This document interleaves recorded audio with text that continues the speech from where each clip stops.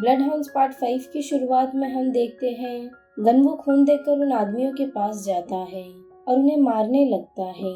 यांग को उसकी कैप देखकर याद आता है कि यही कैप योंजो ने भी पहनी थी। वो चाकू निकालता है और उसे मारने आगे बढ़ता है, मगर तभी वूजिन आकर उसे लात मारता है। वो तीनों वहाँ से भाग जाते हैं। गनवू वूजिन से कहता है हमें एम्बुलेंस बुलाना चाहिए। वूजिन कहता है हम मुसीबत में पड़ जाएंगे। गनवू कहता है नहीं बुलाए तो ये यहीं मर जाएगा। वहीं बाहर योंजो एम्बुलेंस देखती है, उसे शक होता है। तभी गनवू उसे कॉल करके कहता है एक आदमी जख्मी हो गया था, इसलिए हमें एम्बुलेंस बुलानी पड़ी। योंजो कहती है यांग कहाँ है? गनवू कहता है वो भाग गया। योंजो चिल्लाते हुए कहती है मैंने मना किया था ना इन्वॉल्व होने के लिए, तुम उस आदमी को जानते तक नहीं, तुम्हारा क्या मतलब था? वो फोन कट कर देती है। गनवू परेशान होकर वूजिन से कहता है अब हम क्या करें? वूजिन कहता है मैं बात करता हूँ। वो उसे कॉल करता है और कहता है हमसे गलती हो गई, प्लीज हमें माफ कर दो, हमसे सिर्फ 5 मिनट मिलकर बात कर लो। योंजो कहती है ठीक है बुक स्टोर पर आओ। कुछ देर बाद गनवू वूजिन से कहता है मुझे समझ नहीं आ रहा ये गलत क्यों है, हमने तो वही किया जो करना चाहिए था, वरना वो मारा जाता। वूजिन कहता है मैं जानता हूँ। गनवू कहता है तो तुमने माफी क्यों मांगी, हमारी कोई गलती नहीं थी। वूजिन कहता है योंजो यहाँ नहीं थी, इसलिए उसके लिए ये सिचुएशन समझना मुश्किल होगा, हम एक दूसरे को अच्छे से जानते भी नहीं है और ये हो गया। अगर कंफ्यूजन क्लियर हो गई तो आगे से वो हमें समझेगी, हमें एक दूसरे को सपोर्ट करना होगा। गनवू कहता है ठीक है। फिर वो दोनों बुक स्टोर जाते हैं। योंजो कहती है तुमने यांग से लड़ाई की या नहीं? वूजिन कहता है हाँ, कोई चारा नहीं था। योंजो कहती है फिर हम साथ काम नहीं कर सकते, यांग ने तुम्हारे चेहरे देख लिए ना, मेरा प्लान था उसका पीछा करके सबूत इकट्ठा करने का, अब उसे पता चल गया है तो वो गायब हो जाएगा। वूजिन कहता है हमने कैप और मास्क पहने थे तो उसने हमारा चेहरा नहीं देखा। योंजो कहती है अच्छा तो बाल का क्या, तुम दोनों को मैं 1 मील दूर से भी अच्छे से पहचान सकती हूँ। वहाँ वूजिन और योंजो की फिर से लड़ाई हो जाती है। गनवू वूजिन को शांत करके कहता है ठीक है हम जा रहे हैं, मगर मेरी एक आखिरी बात सुन लीजिए। वो कहता है अगर कोई कहे आप किसी का खून कर दे तो बदले में मैं आपकी मदद कर सकता हूँ, तो तुम वो खून करोगी? वो अपनी पट्टी हटाकर कहता है स्माइल कैपिटल के बॉस ने मेरे चेहरे का ये हाल किया है, अगर मैं एक मरते हुए आदमी को देखकर भी कुछ नहीं करूं तो मैं उस आदमी से भी गिरा हुआ कहलाऊंगा, क्योंकि ये सही नहीं है। वो उसे उसकी कैप लौटाता है और वो दोनों वहां से चले जाते हैं। योंजो भी इस बारे में सोचने लगती है। वो दोनों नीचे आते हैं, तभी वो दोनों को योंजो का मैसेज आता है सॉरी मैं गलत थी, कल 10 बजे ऑफिस में मिलना। ये मैसेज देखकर वो दोनों बहुत खुश हो जाते हैं और डांस करने लगते हैं। योंजो उन दोनों को कैमरे से देख रही थी। अब रात में गनवू घर आता है। वो अपनी मॉम का चश्मा उतारता है और लाइट्स ऑफ करता है। वही सॉन्ग लूना के साथ गोल्फ खेल रहा था। तभी उसे यांग का मैसेज आता है। वो उसे बताता है कोई हमारा पीछा कर रहा था, वो दोनों लड़ने में बहुत अच्छे थे। सॉन्ग चिल्लाकर कहता है पक्का यकीन है कोई तुम्हारा पीछा कर रहा था? यांग कहता है यहाँ काम करने से पहले मैंने किसी से उधार लिया था और मैंने वो पैसे नहीं लौटाए। कुछ टाइम पहले वो पैसे लेने आ गया था। उसकी कैप पर बिल्ली बनी हुई थी और जिसने आज हम पर हमला किया था उन्होंने भी सेम कैप पहनी थी। सॉन्ग पूछता है कहाँ से लिए थे पैसे। अब अगले दिन जब योंजो, गनवू और वूजिन काम की बात कर रहे होते हैं तभी योंजो कैमरे में देखती है कोई उनकी बिल्डिंग में आ रहा है। ये देखकर वो बहुत डर जाती है। योंजो कहती है इन्हें हमारा पता कैसे चला? वो जल्दी सारा शटर और लाइट्स ऑफ करती है। वो उन्हें अपने फोन भी बंद करने कहती है।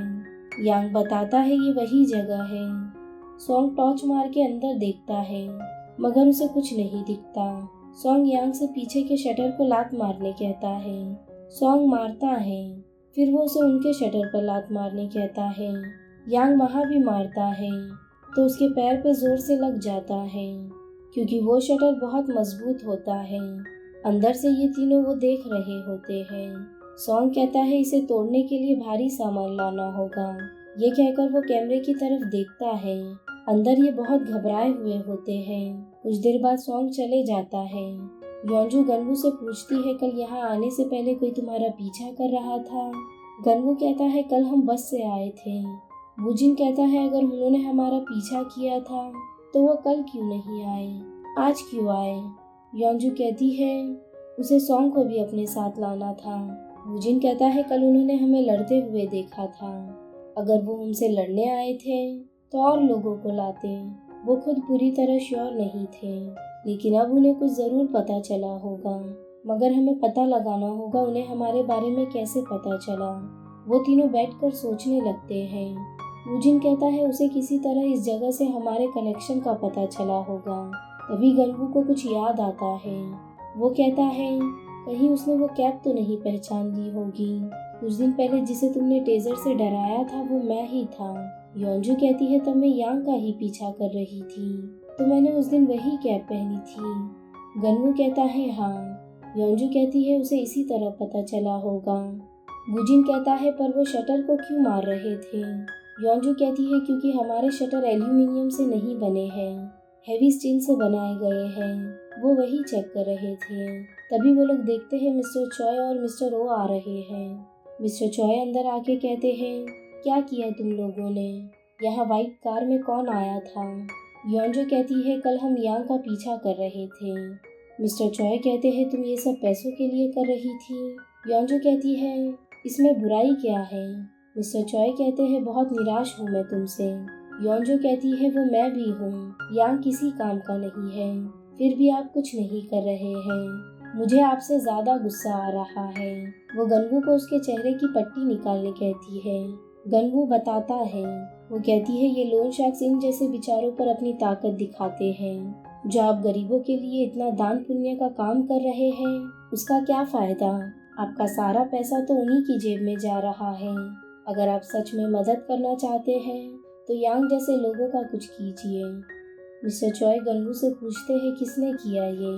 गनवू बताता है, स्माइल कैपिटल के बॉस ने। मुझे उसका नाम नहीं पता, मगर उसके गाल पर भी ऐसे ही निशान हैं। ये सुनकर मिस्टर चॉय और मिस्टर ओ बहुत घबरा जाते हैं।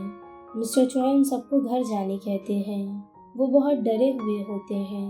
मिस्टर चॉय मिस्टर ओ से कहते हैं, पता करो किम स्माइल कैपिटल का बॉस है या नहीं। अब वो तीनों बाहर आते हैं और साथ कहीं खाने जाने का सोचते हैं। वो तीनों बारबेक्यू बुफे आते हैं। वहाँ वो तीनों एक दूसरे से करीब आ जाते हैं और साथ खाना एंजॉय करते हैं। वहाँ गनवू योंजू से पूछता है, तुम मिस्टर चॉय की क्या लगती हो? योंजू कहती है, जब मैं 8 साल की थी तो मुझे स्पाइनल कैंसर हुआ था। 10 साल की उम्र तक ठीक हो गई थी मैं, लेकिन मेरे पापा की डेथ हो गई थी, इसलिए मुझे एक अनाथ आश्रम में भेज दिया गया। मगर वो बहुत बुरा होने की वजह से मैं वहाँ से भाग गई। कुछ दिन मैं सड़कों पर रही। वो जिंदगी बहुत मुश्किल थी, तो मैं वापस अनाथ आश्रम आ गई। जब मैं 17 साल की हुई तो मुझे एक दूसरे अनाथ आश्रम भेज दिया गया और मिस्टर चॉय वहाँ के ओनर थे। वो मेरे साथ बहुत अच्छे से रहते थे। बाबा ने मुझे वो सब कुछ सिखाया जो पैसों की कमी ने मुझे सीखने नहीं दिया था। तलवार, मोटरसाइकिल, केंडो और भी बहुत कुछ। गनवू कहता है, मिस्टर चॉय बहुत अच्छे इंसान हैं। जब लोन बढ़कर 10 करोड़ हो गया था तो मुझे कुछ समझ नहीं आ रहा था कि क्या करना चाहिए। मगर जब मिस्टर चॉय ने मुझे वो पैसे दिए तो मैंने ये फैसला किया, चाहे कुछ भी हो जाए मैं मिस्टर चॉय को कुछ नहीं होने दूंगा। बातों बातों में वो तीनों एक दूसरे को सब बता देते हैं। योंजू को भी उनके साथ अब अच्छा लगने लगा था। वहीं किम सॉन्ग से कहता है, हमारा कसिनो होटल के सबसे ऊपरी मंजिल पर होगा और उससे सालाना 100 करोड़ का फायदा तो होगा ही। हम बड़े लोगों के लिए हर हफ्ते एक स्वीट बुक कर देंगे और उनका वीडियो बना लेंगे। फिर जैंगडू उनका वीडियो लीक कर देगा। जब ये होटल पूरी तरह बर्बाद हो जाएगी तो हम पूरे होटल को टेक ओवर कर लेंगे। वहीं एक आदमी जैंग को कॉल करके बताता है, मिस्टर हॉन्ग की गाड़ी आ गई है। हॉन्ग की गाड़ी अंदर जाते साथ वो लोग शटर बंद कर देते हैं। हॉन्ग बाहर निकलकर आवाज देने लगता है। तभी वहाँ कुछ लोग आ जाते हैं और वो उसे बहुत मारने लगते हैं। हॉन्ग वहाँ से भागने की कोशिश करता है, मगर वो उसे भागने नहीं देते। कुछ देर बाद जैंग और इनबॉम वहाँ आते हैं। हॉन्ग उनसे कपड़े मांग रहा होता है। तभी जैंग अपना मास्क उतारता है और उसे मारने लगता है। वो उसे बहुत मारता है और अपने पूरे कपड़े उतारने कहता है। जैंग उसका वीडियो बनाने लगता है। हॉन्ग नहीं मानता तो वो लोग उसको टॉर्चर करने लगते हैं। वो उसे लटाकर उसके मुंह में वॉशिंग लिक्विड डाल देते हैं। मजबूर होकर हॉन्ग अपने कपड़े उतारने के लिए मान जाता है। जैंग उसका वीडियो बनाकर किम को भेज देता है। वो देखकर किम बहुत खुश होता है। यही ये पार्ट एंड होता है। वीडियो पसंद आया हो तो लाइक शेयर और सब्सक्राइब जरूर करना। मिलते हैं नेक्स्ट पार्ट में।